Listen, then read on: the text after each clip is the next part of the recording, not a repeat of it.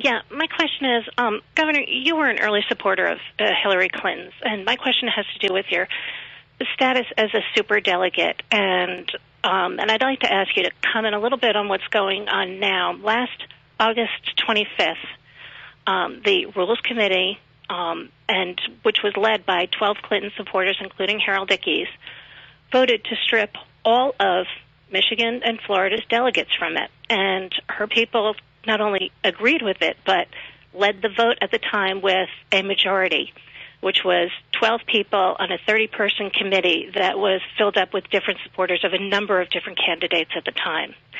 Now she's announcing in Florida that her struggle with the Rules Committee is comparable to a civil rights struggle. And I would like to ask you two things. First of all, do you still support Hillary Clinton? Will you still back her as a superdelegate, or will you switch your superdelegate vote to Barack Obama now that he's received a majority of the pledged delegates? And if not, could you please defend the position that your pledged candidate is taking? Well, Katie, I think you're about to run out the clock.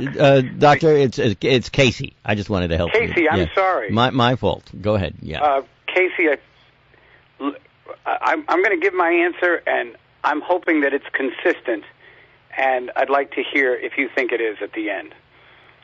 Originally, I didn't agree with the Democratic National Committee. I thought, particularly in Florida, where it was actually the Republican-led legislature that tried to move the primary date to December 15th, basically in front of the traditional opening caucus in Iowa and primary in New Hampshire, and that the Florida delegates were penalized for it. And I was actually at the DNC meeting, because I'm a member, on December 1st when that decision was agreed to, and I didn't agree with it at the time. However, right now, as we come to a reconciliation, candidates have to be careful in their zeal to try to win, that in some respects they're not starting to trample on a process. Everybody agreed to the process at the time. Senator Clinton was the only one that left her name on in Michigan,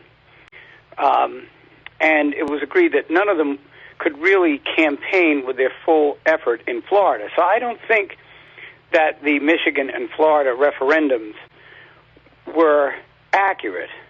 Now, right now, Senator Clinton is saying that she has the popular vote, and this should be determined by the popular vote.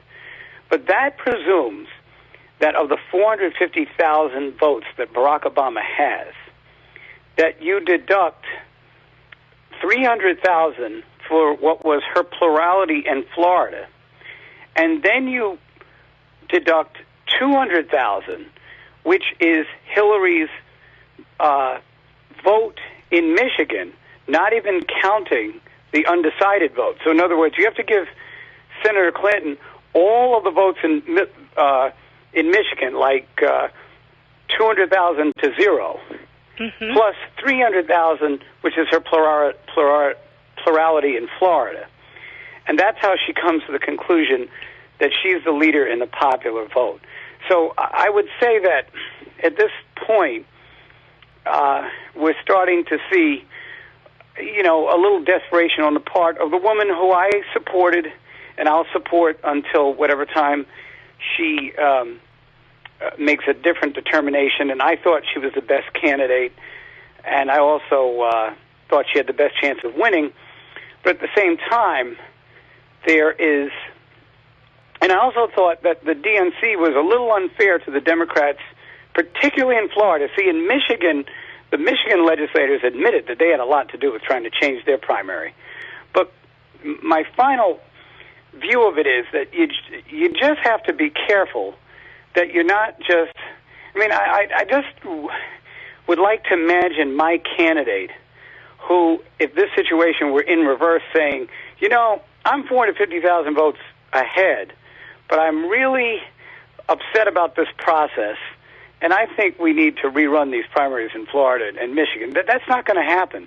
So I think what we do in these situations is we sort of disqualify what the candidates are saying, and we think about the process. They voted on it. It was their process.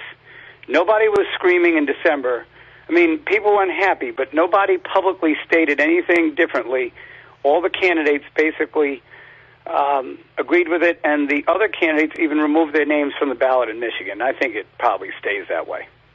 Casey, real quickly, because we want to take some other calls. Yeah, I mean, so you basically don't support the statements that she's making right now and the argument that she's making right now about the process, correct?